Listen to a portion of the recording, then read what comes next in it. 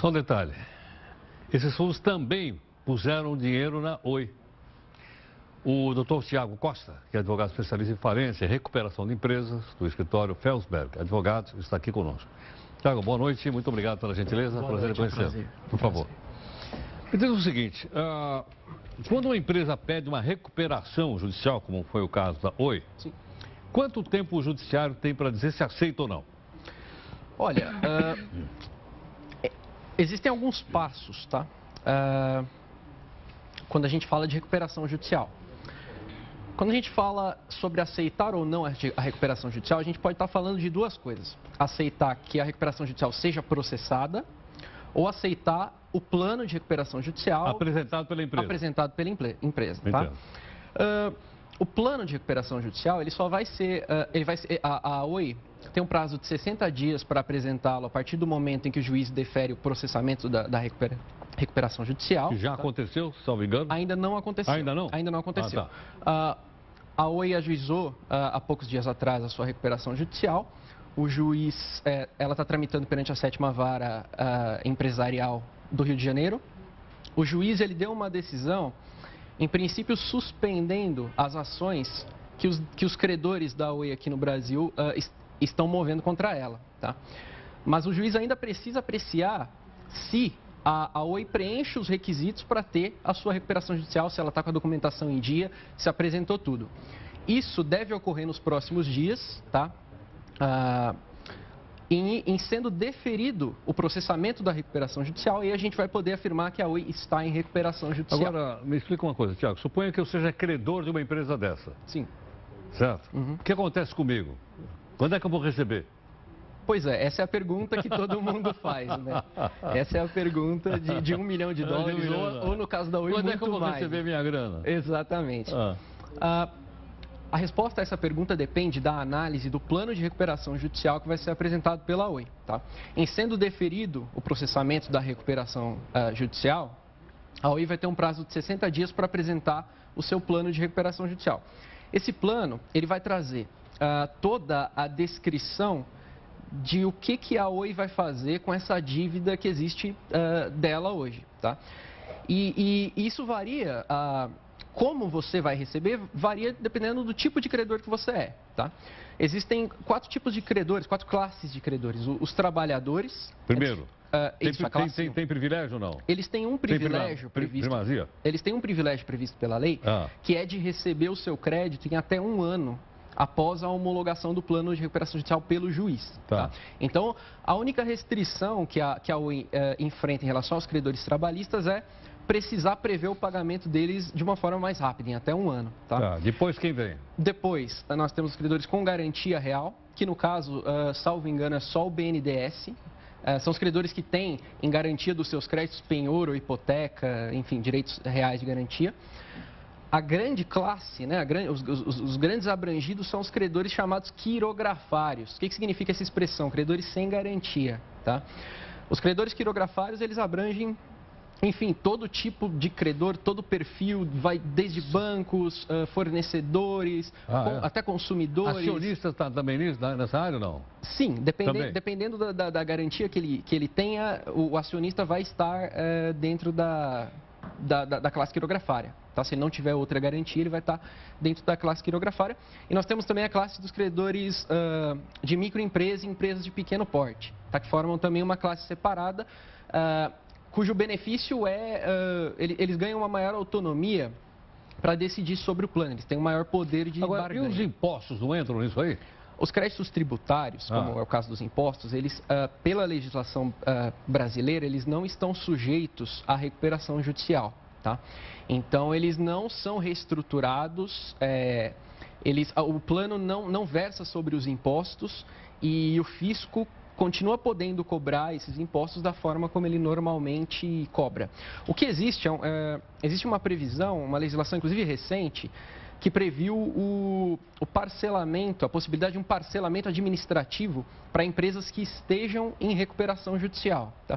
Essa legislação é um pouco criticada por prever um prazo muito curto, tá? Os especialistas entendem que deveria ser um prazo um pouco maior, mas pelo plano os impostos não são afetados, existe só esse benefício de poder pedir esse parcelamento tributário específico. Então, esse período de recuperação judicial, qual é a duração dele? Varia de caso para caso ou não? Olha, varia de caso para caso. Em teoria, em tese, a lei de recuperação judicial, ela é feita para que o procedimento seja encerrado, ou seja, para que o plano de recuperação judicial seja aprovado num prazo de 180 dias. Tá? Então a empresa tem 60 dias para convocar, para apresentar o seu plano de recuperação judicial nos autos, os credores vão se debruçar sobre ele para ver se aceitam ou não. Vai ser realizada uma assembleia, que se chama Assembleia Geral de Credores, onde os credores vão se reunir para aprovar esse plano de recuperação judicial. Isso tudo é feito conforme os prazos estabelecidos pela Lei 11.101 de 2005 para durar 180 dias. Mas a gente sabe que na prática isso nem sempre acontece. Tá? É muito comum que as recuperações durem um pouco mais de tempo do que isso. Então é uma resposta um pouco difícil, principalmente num caso de Quer dizer, a recuperação termina de duas formas, eu imagino.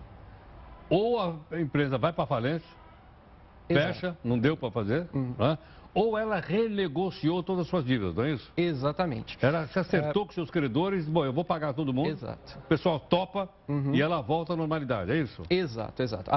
Deferido o processamento da recuperação judicial, ou seja, a partir do momento que você pode afirmar que a empresa está em recuperação judicial, das duas, uma. Ou ela aprova o plano de recuperação judicial dela, e isso é homologado pelo juiz, e aquele plano ele reestrutura toda a dívida.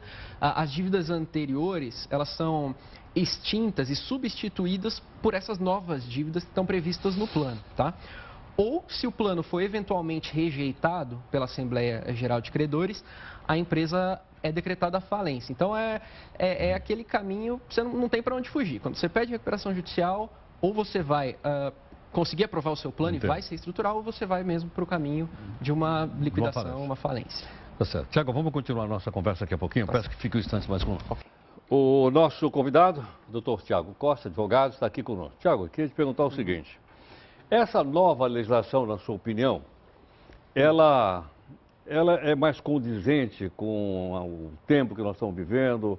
Aquelas antigas que havia ainda uma outra forma de tratar esse assunto? Sim, em primeiro lugar, acho que cabe o esclarecimento, né? A gente está falando de uma lei que já tem aí 10 anos, é uma lei de 2015, mas que, por um ponto de vista de um processo de falência ou de recuperação judicial, que é um processo que toma bastante tempo, pode ser considerada nova. Ela é uma lei, a nossa lei de recuperação judicial, ela é uma lei muito baseada na legislação americana, tá? E os americanos são pioneiros em termos de reestruturação. Então, ela é uma legislação que tem um viés muito moderno, tá? Foi muito novo aqui para nós quando o Instituto da Recuperação Judicial foi trazido pela lei. Até no início, bem no início da vigência da legislação, era até visto com alguma espécie de resguardo por parte de alguns profissionais. Até hoje, infelizmente, ainda perdura isso. Mas, no geral, a nossa lei, ela é uma lei muito moderna, ela contém princípios que são muito adequados à realidade em que a gente vive, né? Muito alinhados com as legislações mais modernas do mundo, mas ela precisa ainda de alguns ajustes, o que é natural a qualquer pedaço de legislação novo que traga, enfim, uma disposição tão inovadora para nós quanto foi a recuperação judicial. Quer dizer que, portanto, na sua opinião, é uma lei importante, é uma lei favorável. É uma lei importantíssima. É capaz de separar, por exemplo, as empresas que ficarem em dificuldades, porque qualquer empresa pode passar por dificuldade, das outras que criaram dificuldades. Exatamente. A lei de recuperação judicial, o próprio Instituto da Recuperação Judicial, ele tem por característica manter o devedor, a empresa, em atividade com os seus próprios administradores. Quer dizer, a recuperação judicial existe justamente para que... Ou seja, não é nomeado um síndico, né? Ele é nomeado, existe a figura do administrador judicial, que é algo que, quando o juiz deferir o processamento da recuperação judicial da UE, ele vai nomear. É um profissional importantíssimo, porque ele vai supervisionar todo o processo de recuperação judicial, vai apurar a correção ou não. Mas ele interfere na gestão da empresa ou não? Via de regra, ele não interfere na gestão, ele tem uma função fiscalizatória, mas ele não se torna, apesar de ele se chamar administrador judicial, ele não é o administrador da empresa. Entendi. A empresa continua com a sua administração regular, tudo andando normalmente, e ele só tem essa função fiscalizatória mesmo. E é nomeado pelo juiz. Ele é nomeado pelo juiz. Tá certo. Exatamente. Tiago, muito obrigado pela aula. Eu que Ótimo, agradeço. muito claro, Muito bastante obrigado. didático. Muito obrigado. Muito obrigado. Bom, vamos aqui para o intervalo, para a gente voltar daqui a pouquinho, né? E vamos falar também aí de novas denúncias que estão vindo do Supremo Tribunal Federal. Essa coisa não para nem na época de festa junina, eu não entendo, pô. O pessoal não vai trabalhar porque tem festa junina, o Supremo continua trabalhando? Como é que pode isso? Já já a gente volta.